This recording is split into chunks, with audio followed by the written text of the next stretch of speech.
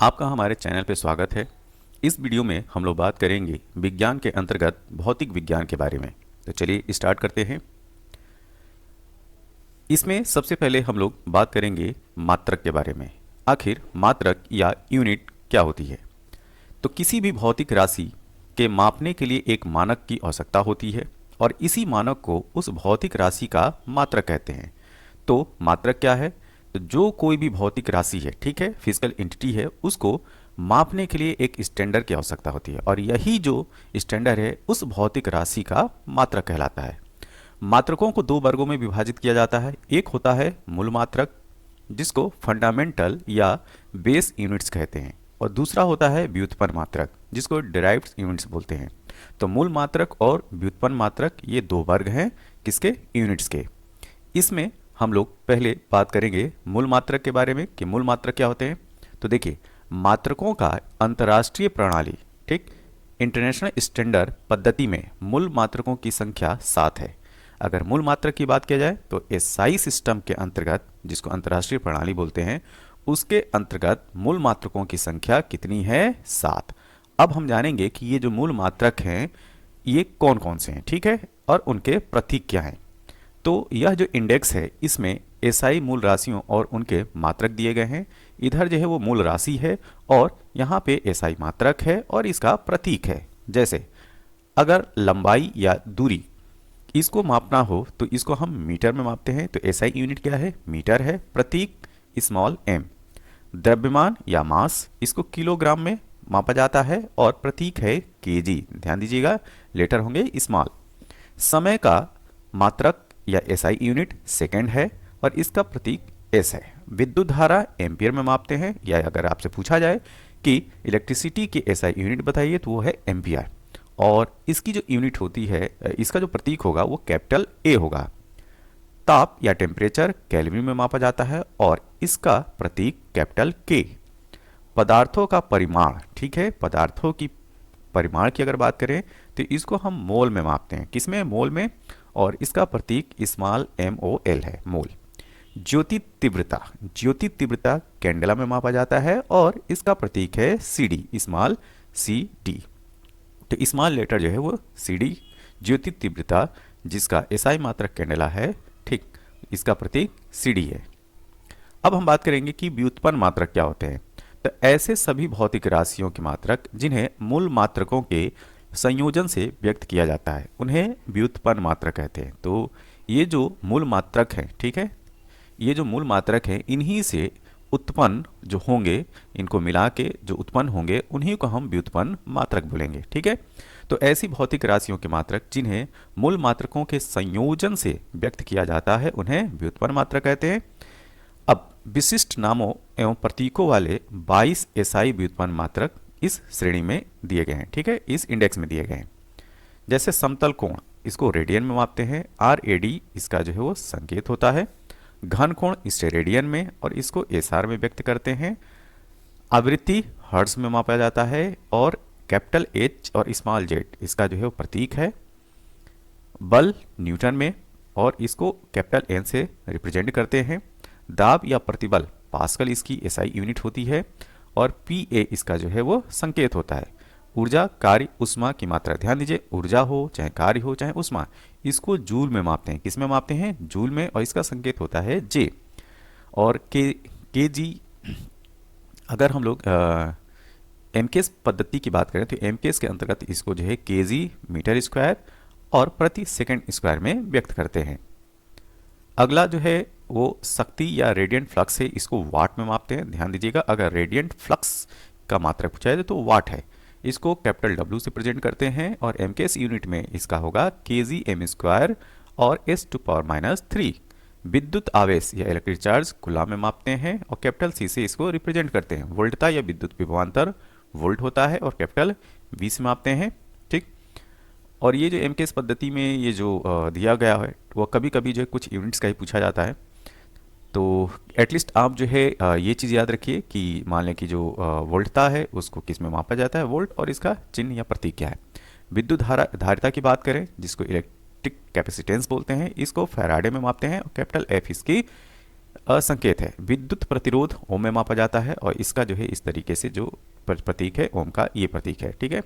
विद्युत चालकता सीमेंस में कैपिटल एस इसका प्रतीक है। चुंबकीय फ्लक्स वेबर में मापा जाता है और डब्ल्यू भी इसका संकेत है। चुंबकीय फ्लक्स घनत्व टेस्ला में और कैपिटल टी इसका संकेत है।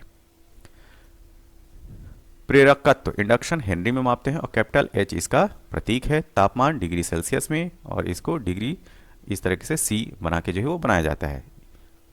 ज्योति फ्लक्स ल्यूमेन में मापते हैं, एल एम इसका प्रतीक है। प्रदित्व घनत्व लक्स में मापते हैं, एल एक्स इसका प्रतीक है। एक रेडियो न्यूक्लाइड की सक्रियता जो है बेकू रेल में मापा जाता है, बी क्यू। अवशोषित विकिरण मात्रा जो है वो ग्रे में मापी जाती है, जी वाई इसका संकेत है। बहुत इंपॉर्टेंट है ये, ठीक है। तो अवशोषित जो विकिरण की मात्रा है वो ग्रे में मापते हैं, ठीक। संकेत क्या है, जी वाई। विकिरण मात्रा समतुल्य है सी वर्ड के, क्या सी वर्ड, एस वी। उत्प्रेरण सक्रियता जो है वो कैटल में मापते हैं, के ए टी। अब हम बात करेंगे मात्रकों की अंतर्राष्ट्रीय प्रणाली के बारे में। तो वर्तमान में अंतर्राष्ट्रीय स्तर पर मान्य प्रणाली सिस्टम इंटरनेशनल डी यूनिट से क्या है, ध्यान दीजिए, सिस्टम इंटरनेशनल डी यूनिट्स। इसी क्रम हम लोग बात करेंगे कि प्रकाश वर्ष। प्रकाश वर्ष क्या होता है, तो प्रकाश वर्ष का प्रयोग अधिक लंबी दूरी को मापने के लिए किया जाता है और एक प्रकाश वर्ष 9.46 इंटू 10⁻15 मीटर के बराबर होता है। अच्छा, अगर पूछा जाए कि प्रकाश वर्ष होता क्या है, तो प्रकाश के द्वारा एक वर्ष में चली गई जो दूरी होती है वह प्रकाश वर्ष होता है। तो एक प्रकाश वर्ष कितने के बराबर होता है, तो 9.46 इंटू 10⁻15 मीटर। अगर आपसे किलोमीटर में पूछा जाएगा तो यह क्या हो जाएगा, 9.46 इंटू 10⁻12 किलोमीटर, ठीक है, ये याद रखिएगा। एक नॉटिकल माइल कितने के बराबर होता है, तो 1852 मीटर के बराबर जो है एक नॉटिकल माइल होता है। क्यूसेक की बात करें तो क्यूबिक फीट पर सेकेंड जल प्रवाह की दर मापने के लिए यह यूनिट है क्यूसेक और एक क्यूसेक बराबर होता है 28.317 लीटर प्रति सेकेंड। मतलब कि एक सेकेंड में 28.317 लीटर अगर पानी प्रवाहित हो जाए तो यह एक क्यूसेक के बराबर होगा। वायुमंडल में ओजोन परत की मोटाई डॉप्सन में मापते हैं, किस में मापते हैं, डॉप्सन में। और एक डॉप्सन जिसका संकेत डी यू होता है वह बराबर होता है 2.69 इंटू 10⁻20 ओजोन अणु प्रति वर्ग मीटर, ठीक है। तो पर स्क्वायर मीटर में जो ओजोन के मॉलिक्यूल 2.69 इंटू 10⁻20 हो तो यह किसके बराबर होगा, एक डॉप्सन यूनिट के बराबर। तो वायुमंडल में ओजोन परत की जो मोटाई है वो डॉप्सन में मापी जाती है और एक Dobson unit 2.69 into 10⁻20 ozone molecule पर स्क्वायर मीटर होता है। अब इसी क्रम में हम लोग बात करेंगे कि फोर्स क्या होता है। तो फोर्स का सीजीएस पद्धति में मात्रक डाइन है और बल का एसआई मात्रक न्यूटन है, ठीक है। तो अगर सीजीएस, ठीक, सीजीएस का मतलब है यहाँ पे सेंटीमीटर, ग्राम और सेकंड।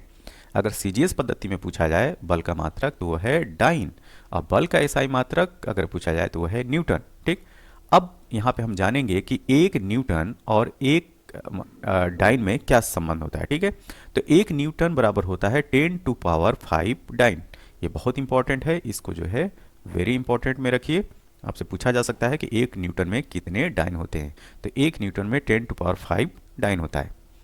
इधर जो ये मेगावाट है, मेगावाट के बारे में जान लेते हैं। मेगावाट बिजली मापने की इकाई है जो विद्युत उत्पादन जो केंद्र होते हैं वहाँ पे जो वो इसको मापा जाता है, ठीक है। तो मेगावाट बिजली के मापन के जो विद्युत उत्पादन केंद्र में उत्पन्न की जाती है।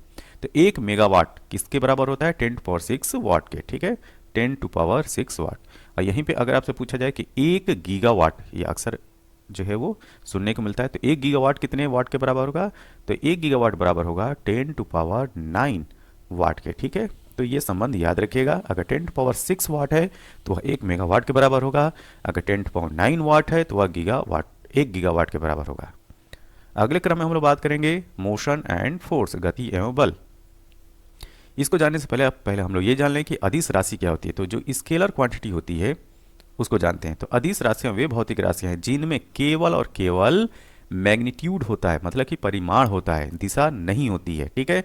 तो ऐसी राशियां स्केलर क्वांटिटी या अदिश राशियां कहलाती हैं, जैसे कि दूरी हो गया, आयतन, द्रव्यमान, घनत्व, कार्य, ऊर्जा, समय, ताप, शक्ति, आवेश, आवृत्ति, विभव, चाल आदि। ये सब क्या है, ये सब अदिश राशियां हैं।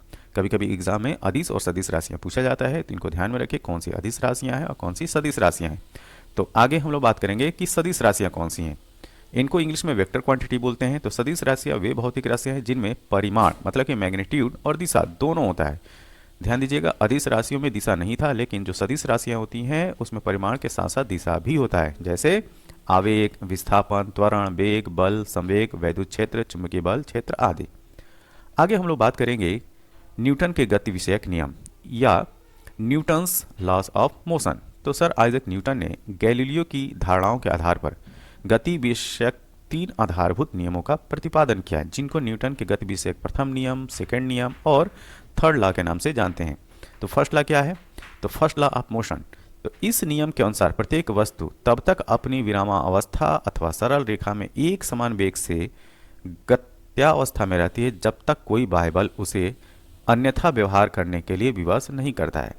इसमें बात यह कही जा रही है कि कोई भी वस्तु जो है अपनी विरामावस्था में हो या सरल रेखा में तब तक वो चलती रहती है, ठीक, तब तक वो चलती रहती है या रहती है जब तक उस पर कोई बाह्य बल नहीं लगाया जाता है। ठीक है, गति के इस प्रथम नियम को जड़त्व का नियम या गैलीलियो का नियम भी कहते हैं। क्या? गैलीलियो का नियम भी कहते हैं। न्यूटन का गति विषयक द्वितीय नियम, Newton second law of motion की बात करते हैं। किसी वस्तु के संवेग में परिवर्तन दर उस वस्तु पर आरोपित बल के समानुपाती होती है तथा संवेग परिवर्तन बल की दिशा में होता है। अब हम बात करें न्यूटन का गति विषयक तृतीय नियम, थर्ड लॉ ऑफ मोशन। इस नियम के अनुसार प्रत्येक क्रिया के समान तथा विपरीत प्रतिक्रिया होती है और इसी कारण इसे क्रिया प्रतिक्रिया का नियम भी कहते हैं। इस नियम के अनुसार जब कोई पिंड किसी दूसरे पिंड पर बल लगाता है, ठीक, तो दूसरा पिंड भी पहले पिंड पर उतना ही बल विपरीत दिशा में लगाता है। तो क्रिया प्रतिक्रिया का जो नियम है वह थर्ड लॉ ऑफ मोशन है न्यूटन का।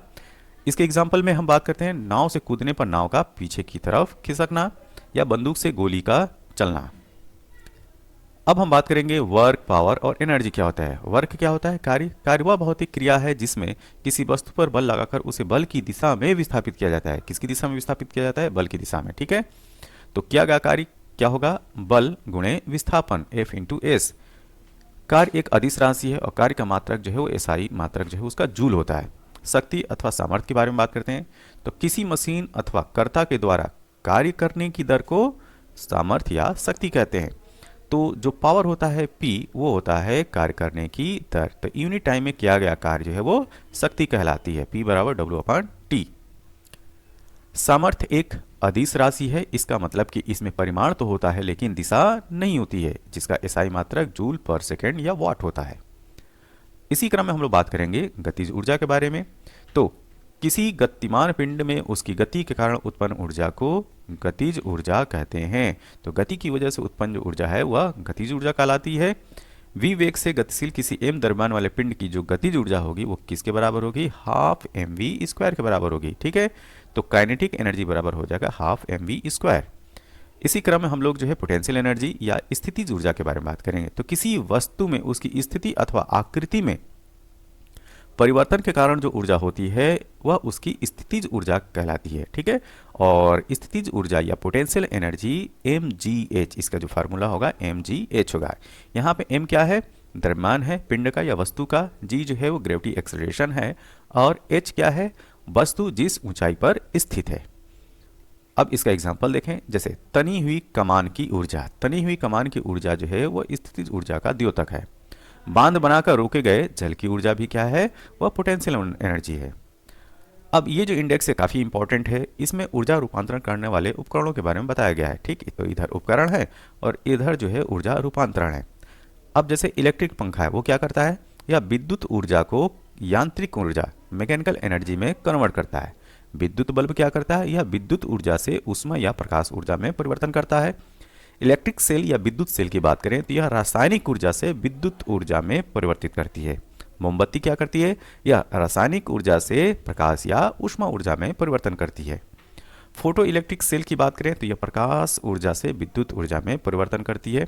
डायनेमो क्या करता है? यह यांत्रिक ऊर्जा से विद्युत ऊर्जा में परिवर्तन करता है। लाउड स्पीकर या विद्युत ऊर्जा से ध्वनि ऊर्जा में परिवर्तन करता है और सितार यांत्रिक ऊर्जा से ध्वनि ऊर्जा में। अब हम आगे बात करेंगे अच्छा, कुछ और हैं। स्टीम इंजन की बात कर लेते हैं। तो स्टीम इंजन क्या करेगा? या उष्मा ऊर्जा से यांत्रिक ऊर्जा में परिवर्तन करता है।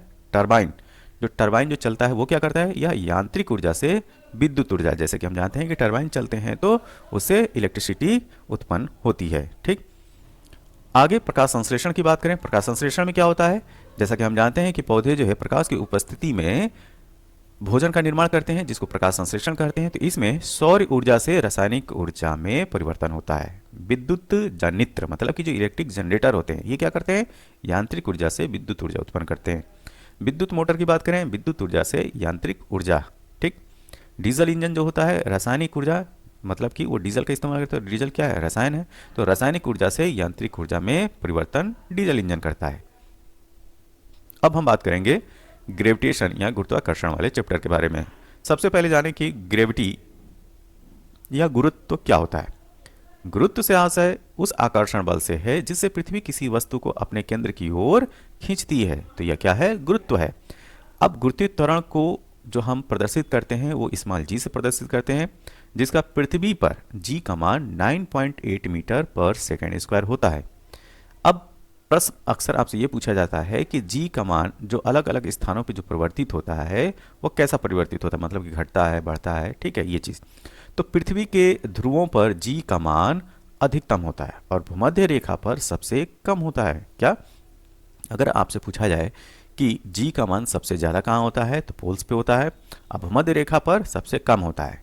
तो एक ही व्यक्ति अगर भूमध्य रेखा पे है और वही व्यक्ति अगर पोल पे है तो दोनों के भार में अंतर देखने को मिलेगा, क्योंकि जो वेट होगा, ठीक, वेट जो होता है वो mg होता है। ठीक है, तो m तो पोल पे हो चाहे इक्वेटर पे हो, उसका मान तो एक रहेगा। जो मान में परिवर्तित होगा वो क्या होगा? जी के मान में परिवर्तन होगा। तो पोल पे जी का मान अधिक, तो मतलब वेट भी क्या होगा? पोल पे अधिक होगा। ठीक, और इक्वेटर पे जी का मान कम है तो उस पे जो है भार भी क्या होगा? कम होगा। तो ये चीज़ याद रखिएगा। तो पोल पे उसी व्यक्ति का जो वजन है वो ज़्यादा प्रतीत होगा और इक्वेटर पे कम। इसका कारण क्या है? जी का मान में परिवर्तन। लिफ्ट में पिंड का भार, weight of a body in lift. जब लिफ्ट नीचे की ओर यात्रा करती है तो लिफ्ट में स्थित पिंड का भार घटता प्रतीत होता है। ठीक है, और जब लिफ्ट ऊपर की ओर यात्रा करती है तो लिफ्ट में स्थित पिंड का भार बढ़ता प्रतीत होता है। पलायन वेग या इसके वेलोसिटी की बात करते हैं। तो पलायन वेग वह न्यूनतम वेग है जिससे किसी पिंड को पृथ्वी की सतह से ऊपर की ओर फेंकने पर पिंड पृथ्वी के गुरुत्वीय क्षेत्र को पार कर जाता है तथा पृथ्वी पर वापस नहीं लौटता है। तो यह क्या कहलाएगा? इसके वेलोसिटी कहलाएगी, पलायन वेग। पृथ्वी के लिए पलायन वेग का मान 11.2 किलोमीटर प्रति सेकंड होता है। क्या? 11.2 किलोमीटर प्रति सेकंड। अब हम बात करेंगे आवर्तकाल। आवर्तकाल क्या होता है? एक कंपन या एक दोलन पूरा होने में लगे समय को आवर्तकाल कहते हैं।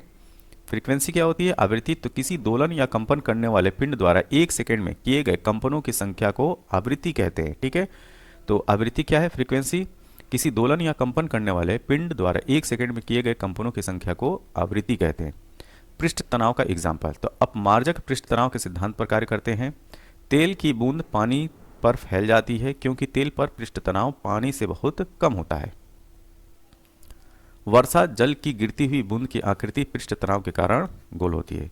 अब हम बात करेंगे केशिकात्व का। ठीक, तो केशिकात्व के एग्जाम्पल, लालटेन में मिट्टी के तेल का बत्ती में ऊपर चढ़ना केशिकात्व के कारण ही संभव होता है। ठीक, और केशिकात्व की क्रिया के द्वारा ही पेड़ पौधों की शाखाओं, तनों एवं पत्तियों तक जल और आवश्यक लवण पहुंचते हैं। ठीक, तो ये एग्जाम्पल हैं केशिकात्व या कैपिलरी रिएक्शन के। अब हम बात करेंगे प्रेशर के बारे में या दाब। तो किसी सतह के इकाई क्षेत्रफल पर लंबवत लगने वाला बल प्रेशर या दाब कहलाता है। ठीक है, तो प्रेशर P बराबर क्या हो जाएगा? फोर्स। और कैसा फोर्स? तो यूनिट एरिया में लगने वाला जो बल होगा वो क्या कहलाएगा? प्रेशर कहलाएगा। दाब और क्षेत्रफल में व्युत्क्रम संबंध होने के कारण कम क्षेत्रफल वाली वस्तुएं अधिक दाब डालती हैं। अब हम बात करेंगे इसको मापा कैसे जाता है। ठीक है, तो वायु दाब मापी को बैरोमीटर भी कहते हैं और इसकी सहायता से मौसम का पूर्वानुमान लगाया जा सकता है। ठीक है, तो किसी स्थान के वायु दाब में शीघ्रता से कमी आना उस क्षेत्र में आंधी या तूफान आने का या तेज हवाएं चलने का संकेत होता है। ठीक है, तो अगर कहीं पे तेज आंधी या तूफान आने वाला है तो वहां पे जो बैरोमीटर है उसका जो रीडिंग है वो नीचे हो जाती है, गिर जाती है। ठीक है, अब हम बात करेंगे वेव या तरंग के बारे में। तो पहले हम बात करेंगे विद्युत चुम्बकीय तरंगे, इलेक्ट्रोमैग्नेटिक वेव। तो वे तरंगें विद्युत चुम्बकीय क्षेत्रों के कंपन से उत्पन्न होती हैं और ये तरंगें बिना किसी माध्यम की सहायता से भी गमन कर सकती हैं, ठीक है। और इनकी चाल प्रकाश की चाल के बराबर होता है। तो जो इलेक्ट्रोमैग्नेटिक वेव होती हैं उनकी वेलोसिटी जो होती है वो लाइट की वेलोसिटी के बराबर होता है। विद्युत चुम्बकीय तरंगे अनुप्रस्थ तरंगे होते हैं, ट्रांसवर्स वेव होती हैं, ठीक है। और जो लाइट वेव भी होती है वो भी ट्रांसवर्स वेव ही होती है। तो ये पॉइंट को जरूर याद रखिए, इलेक्ट्रिक मैग्नेटिक वेव अनुप्रस्थ तरंगे होते हैं। जो विद्युत चुम्बकीय तरंगों की अवधारणा सबसे पहले मैक्सवेल द्वारा प्रस्तुत की गई थी और दृश्य स्पेक्ट्रम में लाल रंग की तरंगदैर्घ्य सबसे अधिक और बैगनी रंग की तरंगदैर्घ्य सबसे कम होती है, ठीक है। तो विवग्योर को याद रखिएगा, विवग्योर, ठीक है। और हिंदी में जो बेनिया पिनाला, तो ये जो क्रम है वायलेट की जो फ्रीक्वेंसी होती है सबसे ज़्यादा और रेड की सबसे कम। यहीं पे जब अगर वेवलेंथ की बात करें तो जो वायलेट जो बैगनी रंग होता है उसका तरंगदैर्घ्य सबसे कम होता है, जबकि जो लाल रंग होता है उसका सबसे ज़्यादा होगा अगर वेवलेंथ की बात करते हैं। अब हम बात करेंगे साउंड या ध्वनि तरंगों के बारे में। ध्वनि या यांत्रिक तरंगों का एक प्रकार है जिसका अनुभव हम अपने कानों द्वारा कर सकते हैं। ध्वनि तरंगें माध्यम की सहायता से चलती हैं और ये निर्वात से नहीं गुजर सकती हैं। तो ध्वनि तरंगों के लिए माध्यम का होना आवश्यक है। वायु में ध्वनि तरंगें अनुदैर्ध्य प्रकृति की होती हैं, ठीक है, मतलब लॉन्गिट्यूडिनल वेव होती हैं। ध्वनि तरंगें तीन प्रकार की होती हैं, ठीक है। एक होती है अपश्रव्य तरंगे, दूसरा श्रव्य तरंगे और तीसरी जो होती हैं पराश्रव्य तरंगे। अपश्रव्य तरंग जो होती है उसको इंफ्रासोनिक वेव्स बोलते हैं। तो ये क्या होती है, 20 हर्ट्ज से कम आवृत्ति वाली जो ध्वनि तरंगें होती हैं उनको अपश्रव्य तरंगे कहते हैं, ठीक है। और अपश्रव्य तरंगों को मनुष्य के कान नहीं सुन सकते हैं। दूसरा जो है ऑडिबल वेव्स, जो कि 20 हर्ट्ज से लेकर 20,000 हर्ट्ज की आवृत्ति वाली तरंगें होती हैं। और केवल जो श्रव्य तरंगें होती हैं उन्हीं को मनुष्य जो है अपने कानों से सुन सकते हैं। पराश्रव्य तरंगें क्या होती हैं, इनको इंग्लिश में अल्ट्रासोनिक वेव्स कहते हैं। तो वे तरंगें जिनकी आवृत्ति 20,000 हर्ट्ज से अधिक होती है उनको पराश्रव्य तरंगें कहते हैं। पराश्रव्य तरंगों को मनुष्य के कान नहीं सुन सकते हैं, लेकिन चमगादड़, कुत्ता, बिल्ली आदि द्वारा आसानी से सुना जा सकता है। ठोस में ध्वनि की चाल सबसे अधिक होती है। अगर आपको पदार्थ की तीन अवस्थाएं जो होती हैं, सॉलिड, लिक्विड और गैस, इन तीनों में सबसे तेज जो ध्वनि की गति होती है वो सॉलिड में होती है, ठोस में होती है, जबकि द्रव में सबसे कम और गैस में सबसे कम होती है, ठीक है। अब हम बात करेंगे कि जो विभिन्न माध्यम है उनमें ध्वनि की चाल क्या क्या होती है, ठीक है। तो वायु में ध्वनि की चाल 346 मीटर पर सेकंड होती है, ऑक्सीजन में 316 मीटर पर सेकंड, समुद्री जल में 1531 मीटर पर सेकंड, आशुद्ध जल मतलब कि डाइल्ड जो वाटर है उसमें 1498 मीटर पर सेकंड, एल्युमिनियम में 6420 मीटर पर सेकंड, निकल में 6040 मीटर पर सेकंड, स्टील में 5960 मीटर पर सेकंड, लोहा में 5950 मीटर पर सेकंड, पीतल में 4700 मीटर पर सेकंड और कांच फ्लिंट में 3980 मीटर पर सेकंड। अब हम लोग बात करेंगे उष्मा के बारे में। उष्मा क्या होती है? मेजरमेंट ऑफ टेम्परेचर पहले देख लें। तापमापन के चार प्रमुख पैमाने प्रयुक्त किए जाते हैं। एक होता है सेल्सियस, फ़ारेनहाइट, केल्विन और र्यूमर, ठीक। अब हम जानेंगे कि सेल्सियस और केल्विन में क्या संबंध होता है।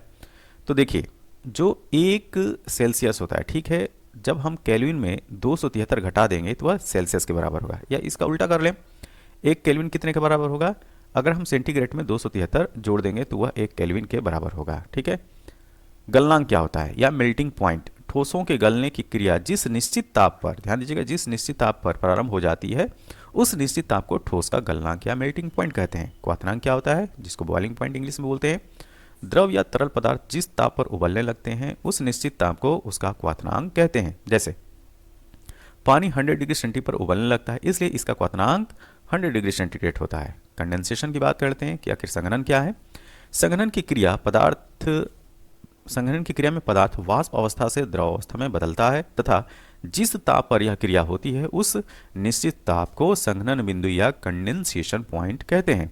अब हम बात करेंगे ऊर्ध्वपातन या सब्लिमेशन की। तो गर्म करने पर ठोस पदार्थों का सीधे वाष्प में और ठंडा करने पर वाष्प का सीधे ठोस में परिवर्तन ऊर्ध्वपातन कहलाता है, ठीक है। और ऊर्ध्वपातन करने वाले पदार्थ होते हैं अमोनियम क्लोराइड, आयोडीन, कपूर, नेफ्थेलिन आदि। अब हम बात करेंगे स्पेशल जो चैप्टर है लाइट के बारे में, ठीक। प्रकाश क्या है? तो प्रकाश तरंग एवं ऊर्जा है जिसके प्रभाव से हम वस्तुओं को देख पाते हैं। प्रकाश विद्युत चुम्बकीय विकिरण है, इसको भी याद रखिएगा। तो प्रकाश विद्युत चुम्बकीय विकिरण के रूप में एक सीधी रेखा में गमन करता है। प्रकाश विद्युत प्रभाव को स्पष्ट करने के लिए प्रकाश के फोटॉन सिद्धांत की व्याख्या सबसे पहले अल्बर्ट आइंस्टीन ने किया था। तो फोटो इलेक्ट्रिक प्रिंसिपल जो लाइट का है उसको प्रतिपादित करने का जो श्रेय जाता है वो अल्बर्ट आइंस्टीन को जाता है। प्रकाश की चाल की अगर हम बात करें तो निर्वात में सबसे ज़्यादा होता है, मतलब कि वैक्यूम में कितना होता है 3 × 10⁸ मीटर पर सेकेंड, जबकि अन्य जो पारदर्शी एवं सघन माध्यम होते हैं जैसे कि जल तथा कांच, इसमें सबसे कम होता है।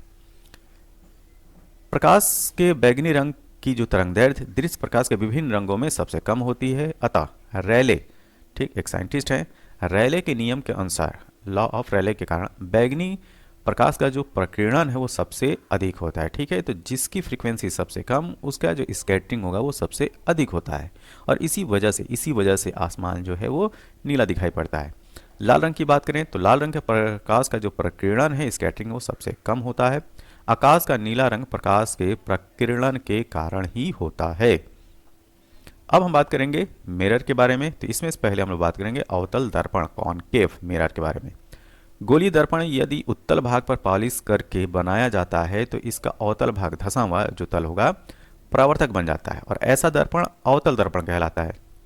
अब जो भी डेंटिस्ट होते हैं, ठीक है, दंत चिकित्सक, कान, नाक और गले के डॉक्टरों द्वारा अवतल दर्पण का उपयोग विशेष रूप से किया जाता है। ठीक है, तो अवतल दर्पण का प्रयोग किनके द्वारा? दंत चिकित्सक, कान, नाक और गले के जो डॉक्टर होते हैं उनके द्वारा किया जाता है। क्यों किया जाता है?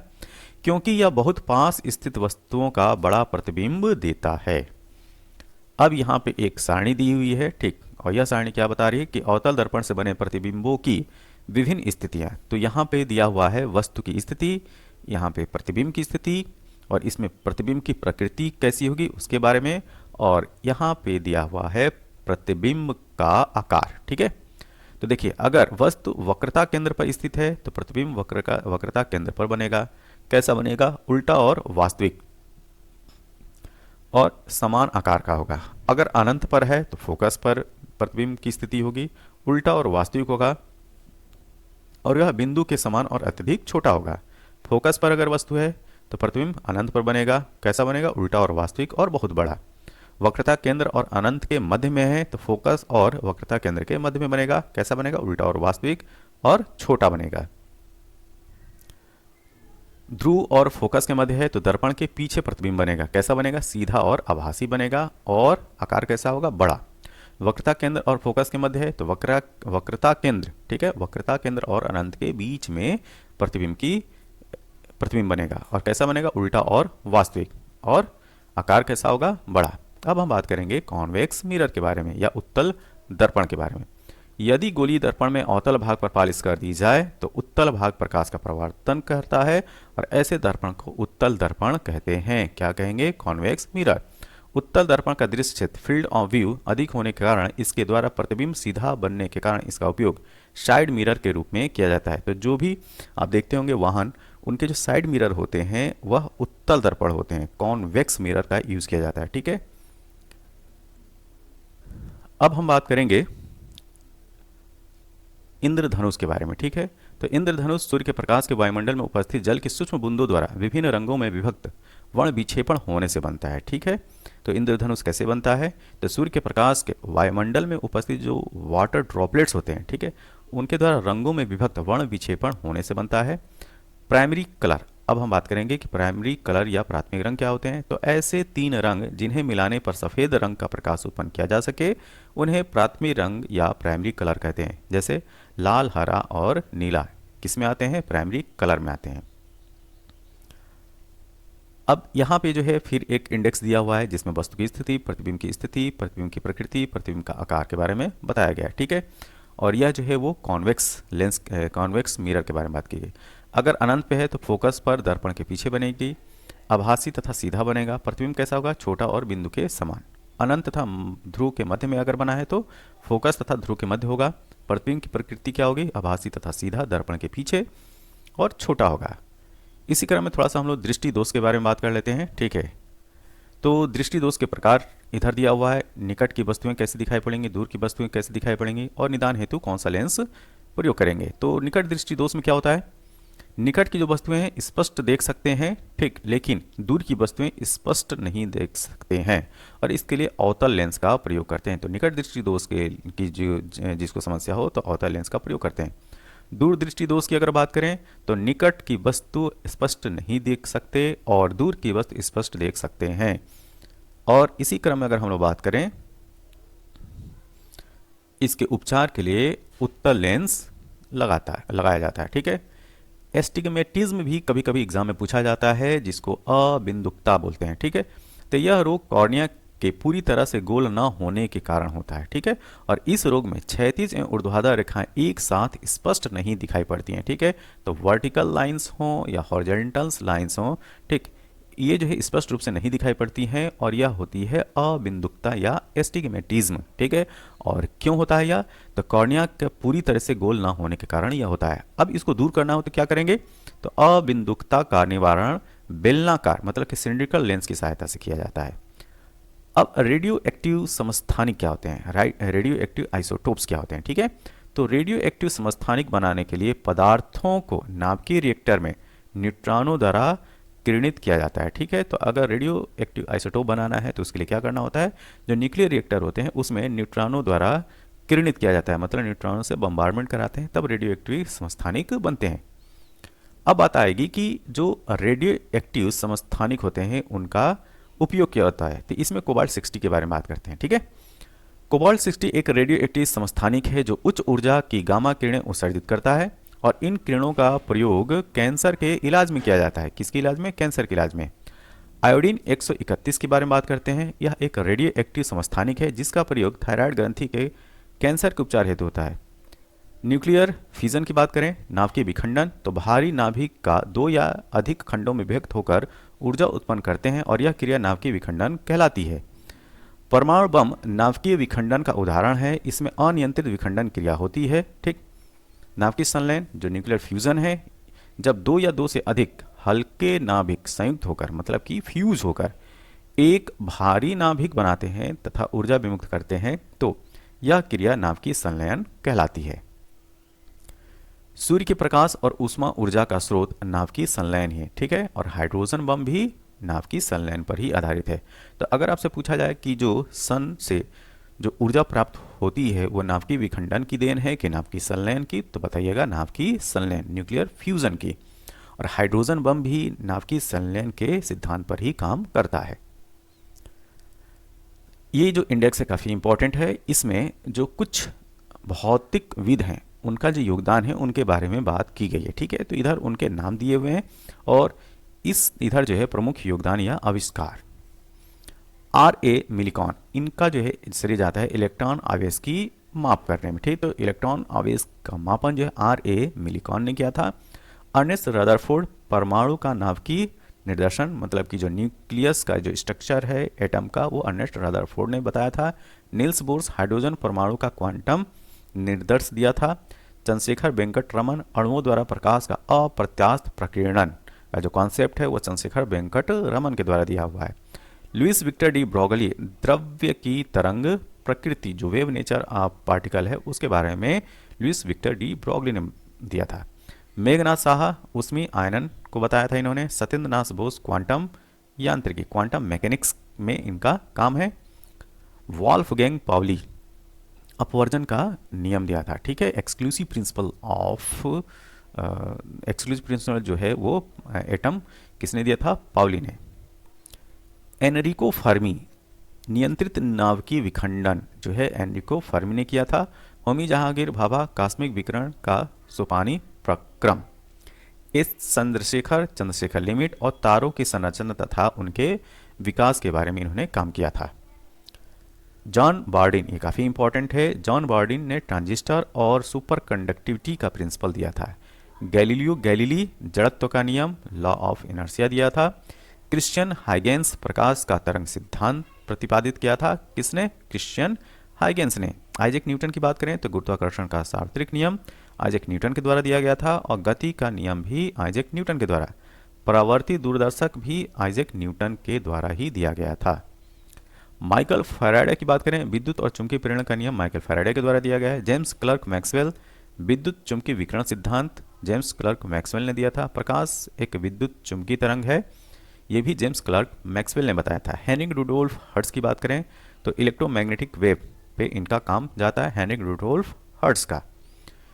जगदीश चंद्र बोस जो अति लघु रेडियो तरंगे हैं, ठीक, उनके बारे में बताया था इन्होंने। और बेतार संदेश, ठीक है, वायरलेस कम्युनिकेशन के पे इनका काम है। क्रिस्कोग्राफ डेवलप करने का श्रेय भी जगदीश चंद्र बोस को जाता है। मैरी स्क्लोडोस्का, ठीक है, फिर से देखिए, मैरी स्क्लोडोस्का क्यूरी, ठीक है, रेडियम तथा पोलोनियम की खोज का श्रेय जो है वो मैरी क्यूरी को जाता है। और रेडियो एक्टिविटी का भी अध्ययन इन्हीं को जाता है। अल्बर्ट आइंस्टीन के बारे में बात करें तो प्रकाश विद्युत नियम, फोटो इलेक्ट्रिक नियम जो है इन्होंने दिया था। सापेक्षता का सिद्धांत, principle of relativity, Albert Einstein का है। और प्रकाश वैद्युत नियम मतलब फोटो इलेक्ट्रिक इफेक्ट में इनको जो है नोबेल प्राइज भी दिया गया था। विक्टर फ्रांसीसी हैस कॉस्मिक रेज के बारे में इन्होंने बताया था। इसमें हम लोग बात करेंगे विज्ञान की प्रमुख शाखाओं के बारे में, ठीक है। तो एकॉस्टिक विज्ञान की वह शाखा है जो ध्वनि से संबंधित अध्ययन करती है। एंथ्रोपोलॉजी मानव विकास का अध्ययन जो है वो एंथ्रोपोलॉजी के अंतर्गत किया जाता है। एस्ट्रोनॉमी खगोलीय पिंडों का अध्ययन जो एस्ट्रोनॉमी में। हिप्नोलॉजी नींद का विज्ञान, ठीक, तो नींद के विज्ञान का अध्ययन जो है हिप्नोलॉजी में किया जाता है। एस्ट्रोफिजिक्स आकाशीय पिंडों के भौतिक एवं रासायनिक गुणों का अध्ययन जो है एस्ट्रोफिजिक्स में किया जाता है। एग्रोस्टोलॉजी, ठीक, घासों का अध्ययन एग्रोस्टोलॉजी में करते हैं। आर्थ्रोलॉजी हड्डियों के जो जोड़ों का जो अध्ययन होता है वो आर्थ्रोलॉजी में करते हैं। बायोमेट्री गणितीय विधियों का जीव विज्ञान में अनुप्रयोग क्या है, बायोमेट्री। कार्डियोलॉजी की बात करें तो हृदय तथा उससे संबंधित रोगों का अध्ययन क्या कहलाएगा, कार्डियोलॉजी कहलाएगा। सिरामिक्स मिट्टी के बर्तन बनाने की कला तथा इससे संबंधित विज्ञान जो है वो क्या कहलाएंगे, सिरामिक्स कहलाएंगे। कॉस्मोलॉजी क्या होता है, ब्रह्मांड की उत्पत्ति एवं विकास का अध्ययन जो है वो कॉस्मोलॉजी के अंतर्गत किया जाता है। क्रोमेटोलॉजी क्या होती है, तो विभिन्न रंगों का अध्ययन जो है वो क्रोमेटोलॉजी कहलाता है। क्रायोजेनिक्स अति निम्न ताप के विभिन्न अनुप्रयोगों का जो अध्ययन किया जाता है वो क्रायोजेनिक्स में किया जाता है, ठीक है। तो क्रायोजेनिक्स क्या है, अति निम्न ताप के विभिन्न जो अनुप्रयोग किए जाते हैं वो क्रायोजेनिक्स में, ठीक। तो क्रायोजेनिक जो टेम्परेचर होता है, अगर लिक्विड नाइट्रोजन का अगर इस्तेमाल है, ठीक है, अगर लिक्विड नाइट्रोजन का इस्तेमाल है तो यह टेम्परेचर होता है -196 डिग्री सेंटीग्रेड। साइटोलॉजी क्या है, तो जैव कोशिकाओं की संरचना और उनकी जो कार्यप्रणाली है उसका अध्ययन साइटोलॉजी के अंतर्गत करते हैं। क्रिप्टोग्राफी क्या है, संचार सुरक्षा से संबंधित क्षेत्र का अध्ययन क्रिप्टोग्राफी है। डेमोग्राफी क्या है, मनुष्य की जनांकिकी स्थिति का अध्ययन डेमोग्राफी कहलाती है, जिसमें जो है कोई भी जो पॉपुलेशन होती है उसकी संरचना कैसे है, उसमें जो है ओल्ड एज पर्सन कहते हैं, वीमेन कितनी है, औरतें कितनी हैं, बच्चे कितने हैं, उनके उम्र जो है वो क्या है, इस सब का जो अध्ययन होता है वो डेमोग्राफी के अंतर्गत होता है। एम्ब्रियोलॉजी कहते हैं, भ्रूण विकास का अध्ययन जो है एम्ब्रियोलॉजी कहते हैं, तो एम्ब्रियो डेवलपमेंट की स्टडी एम्ब्रियोलॉजी के अंतर्गत होता है। इकोलॉजी क्या है, पौधों तथा जंतुओं का वातावरण के अंतर संबंधों का अध्ययन इकोलॉजी कहलाती है। यूजेनिक्स क्या है, वांछित अनुवांशिक गुणों की अभिवृद्धि हेतु नियंत्रित जनन के द्वारा जनसंख्या में सुधार का अध्ययन यूजेनिक्स है। एंटेमोलॉजी कीटों की विभिन्न प्रजातियों का वैज्ञानिक अध्ययन एंटेमोलॉजी है। जेनेटिक्स क्या है, वंशानुगत गुणों का अध्ययन जेनेटिक्स कहलाती है। और फादर ऑफ जेनेटिक्स किसको बोलते हैं, ग्रेगर जॉन मेंडल को। जीनियोलॉजी क्या है, वंशावली या वंश परंपरा का अध्ययन जीनियोलॉजी कहलाता है। आगे हम बात करेंगे हेमेटोलॉजी क्या है, रक्त एवं संबंध रोगों का अध्ययन क्या होगा, हेमेटोलॉजी होगा। तो ब्लड और उससे रिलेटेड जो रोग होते हैं उसकी स्टडी हेमेटोलॉजी के अंतर्गत की जाती है। हिपेटोलॉजी क्या होता है, यकृत, पित्ताशय एवं अग्नाशय तथा उनके विकारों का अध्ययन जो होता है वो हिपेटोलॉजी कहलाएगा। हिस्टोलॉजी क्या होता है, उत्तकों की संरचना का अध्ययन हिस्टोलॉजी कहलाता है। हर्पेटोलॉजी क्या है, सरीसृप एवं उभयचरों का जो अध्ययन होगा, ठीक है, वह हर्पेटोलॉजी होगा। हाइड्रोपोनिक्स क्या होता है, तो बिना मिट्टी के जल में पौधों को उगाने की जो कला होती है वो हाइड्रोपोनिक्स कहलाती है। हाइड्रोपैथी क्या है, जल के प्रयोगों से रोगों के उपचार का अध्ययन जो है हाइड्रोपैथी है। हाइड्रोथेरेपी क्या है, जल से रोगों का उपचार करने की जो टेक्निक होती है उसको हाइड्रोथेरेपी बोलते हैं। होलोग्राफी क्या है, लेजर के माध्यम से 3 डायमेंशनल फोटोग्राफी की जो कला होती है उसको होलोग्राफी कहते हैं। लेपिडॉप्टेरोलॉजी तितलियों एवं कीटों पतंगों का जो अध्ययन होता है उसको लेपिडॉप्टेरोलॉजी बोलते हैं। तो तितलियों एवं कीट पतंगों की जो स्टडी है लेपिडॉप्टेरोलॉजी कहलाती है। मीटेरोलॉजी की बात करें तो वायुमंडलीय प्रक्रियाओं में जो वायुमंडलीय प्रक्रियाएं हैं एवं मौसम का जो अध्ययन है वो मेट्रोलॉजी के अंतर्गत किया जाता है। मॉर्फोलॉजी प्राणियों एवं पौधों की आकृति और बनावट का जो अध्ययन है वह मॉर्फोलॉजी कहलाता है। माइकोलॉजी क्या है? फंगस मतलब कवकों का स्टडी जो है वो माइकोलॉजी है। न्यूमिस्मेटिक्स सिक्कों का अध्ययन, जो क्वाइंस की स्टडी होती है वो न्यूमिस्मेटिक्स के अंतर्गत आती है। ठीक है, आगे न्यूमरोलॉजी क्या है? तो अंक ज्योतिष विज्ञान को हम लोग क्या बोलेंगे? न्यूमरोलॉजी। निमेटोलॉजी क्या है? गोल कृमि का अध्ययन, जो राउंड वर्म होते हैं उनकी स्टडी निमेटोलॉजी के अंतर्गत होती है। नेफ्रोलॉजी गुर्दा मतलब किडनी की जो स्टडी होती है उसको नेफ्रोलॉजी बोलते हैं, और जो किडनी की जो स्मॉलेस्ट यूनिट होती है वो नेफ्रॉन हो कहलाता है। न्यूरोलॉजी क्या है? मस्तिष्क और जो तंत्रिका तंत्र है और इससे संबंधित जो रोग होते हैं वो न्यूरोलॉजी के अंतर्गत उसकी स्टडी की जाती है। ओडोंटोलॉजी क्या है? दांतों की संरचना और उसके रोगों का अध्ययन ओडोंटोलॉजी कहलाता है। पैथोलॉजी क्या है? रोगों के कारणों और उसके प्रभावों का अध्ययन जो है वो पैथोलॉजी है। साइकियाट्री क्या है? मानसिक रोगों तथा इसके निदान का जो अध्ययन है वो साइकियाट्री है। पीडियाट्रिक्स क्या है? बच्चों तथा इससे संबंध बीमारियों का जो अध्ययन होता है वो पीडियाट्रिक्स में करते हैं। न्यूमेटिक्स क्या है? वायु तथा गैसों का अध्ययन जो है यो वह न्यूमेटिक्स में किया जाता है। फार्मेकोलॉजी औषधियों तथा उनके प्रयोग और उनका जो प्रभाव का जो अध्ययन होता है वो फार्मेकोलॉजी में करते हैं। ठीक है, फ्रेनोलॉजी खोपड़ी का अध्ययन फ्रेनोलॉजी में करते हैं। पोमोलॉजी फलों और उनके उत्पादन का अध्ययन जो है वो पोमोलॉजी में किया जाता है। आगे हम लोग बात करेंगे पेडोलॉजी। ठीक, मिट्टी का जो अध्ययन होता है, ठीक है, स्टडी ऑफ सॉइल, ठीक, वो पेडोलॉजी कहलाती है। फिलोलॉजी फिलोलॉजी भाषा विज्ञान का अध्ययन फिलोलॉजी कहलाता है। ठीक है, आगे है पेट्रोलॉजी चट्टानों की उत्पत्ति का अध्ययन पेट्रोलॉजी। पोसोलॉजी औषधि की मात्रा का के प्रयोग का अध्ययन पोसोलॉजी। फोनेटिक्स क्या है? स्वर की ध्वनियों और इनके उच्चारण का अध्ययन फोनेटिक्स। प्लाज्मोलॉजी जीव जंतुओं की सूक्ष्मता संरचना जैसे कोशिका आदि का सूक्ष्मदर्शी से जो अध्ययन होता है वो प्लाज्मोलॉजी कहलाता है। सेरोलॉजी ये काफ़ी इंपॉर्टेंट है, ब्लड सीरम और अन्य जो बॉडी फ्लूइड होते हैं उनकी स्टडी सीरोलॉजी के अंतर्गत की जाती है। देखिए ये है सेरोलॉजी और ये है सौरोलॉजी सौरोलॉजी। ठीक है, SAUROLOGY। तो जो सौरोलॉजी है वो छिपकलियों की जो अध्ययन होता है, छिपकलियों की जो स्टडी होती है वो सौरोलॉजी के अंतर्गत करते हैं। टेक्सोनॉमी जीवों का क्लासिफिकेशन की स्टडी जो होती है वह टेक्सोनॉमी के अंतर्गत की जाती है। गायनिकोलॉजी स्त्री रोगों का अध्ययन जो है वो गायनिकोलॉजी के अंतर्गत आता है। और जियोलॉजी पृथ्वी की आंतरिक संरचना और अवस्थाओं का अध्ययन जो है वो जियोलॉजी या भूगर्भ विज्ञान के अंतर्गत आता है। तो यह वीडियो संबंधित था फिजिक्स से। यह वीडियो कैसा लगा? जैसा भी लगा हो आप अपने सुझाव जो है कमेंट बॉक्स में जरूर दें। तब तक के लिए थैंक यू, धन्यवाद।